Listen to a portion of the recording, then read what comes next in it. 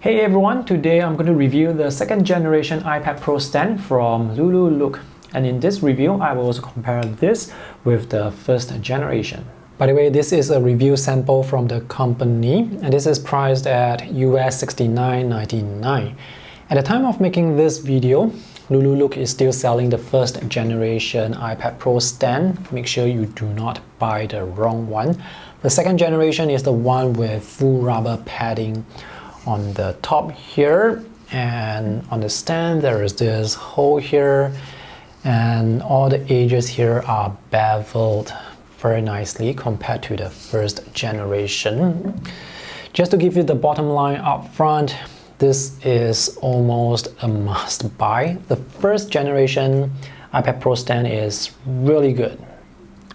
This one is even better. The iPad Pros that are compatible with these stands are the iPad Pros with the thin bezels, the ones where you can attach the Apple Pencil on this side, and that includes the iPad Air 4 as well. The stands are available in two colors, silver or gray. Which color you like really comes down to personal preference. So there are several design changes compared to the first generation. Here we can see the attachment area is larger, and it's now using this large piece of rubber for padding compared to just small pieces of rubber here. So this will help prevent scratches when you accidentally knock your iPad onto the surface. The base is smaller, and at the bottom here you can see one large piece of rubber compared to the first generation where they use 4 pieces of rubber. On the back, we have this hole on the stand. There is a hole on the stand as well, but it's located right up here. So if you run a cable through the stand, it's actually easier to run it through this hole, which is positioned much lower compared to there, where you have to sort of squeeze the cable into this much smaller hole. The new stand is smaller. In terms of stability, both are still really stable. And the overall design here is cleaner. Here you can see this blockish thing here that they use for the hinge. And you can see this attachment part here. So this is quite bulky. Whereas for the new design, this is a very streamlined, clean and simple design. The hinge is still very stiff. The edges are more beveled this time compared to the earlier model where the edges are sharper. This is noticeably lighter, and it's easier to grab the stand with your fingers through the hole and bring this around.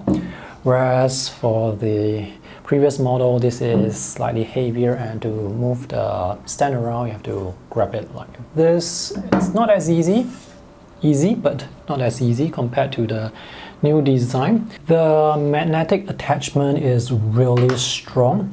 You actually have to tear this away to pull the iPad Pro off. And again, you can shake this like vigorously and it will not come off. The distance between the bottom to the top here is about 8.2 centimeters. And when this is in portrait orientation, this is about 4.8 centimeters.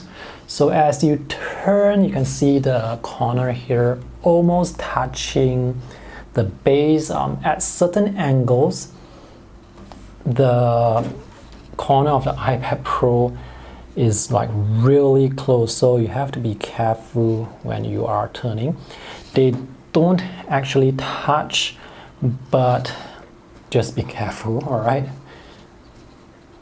The hinge is very stiff, so to reposition the angle, you actually have to use 2 hands. And when it comes to rotating, the hinge is also quite stiff. So this is going to hold the iPad Pro in position really well. And the back looks like this. Depending on the case you use, you may or may not be able to attach your iPad Pro with the case to the stand. So this particular case is actually sold on Lululook's website as well, and this is considered a slim case, so the back here is quite thin And when I place this onto the stand, the magnetic attachment is still quite strong, so this is not going to come off easily, which is nice. But this is a flip cover case, so there's this thing hanging at the bottom, so I have to actually find some way to hide it at the back here. Yep, and for this case they have this extra flap here to protect the Apple Pencil, but here I am not able to push this back, so it doesn't look that nice.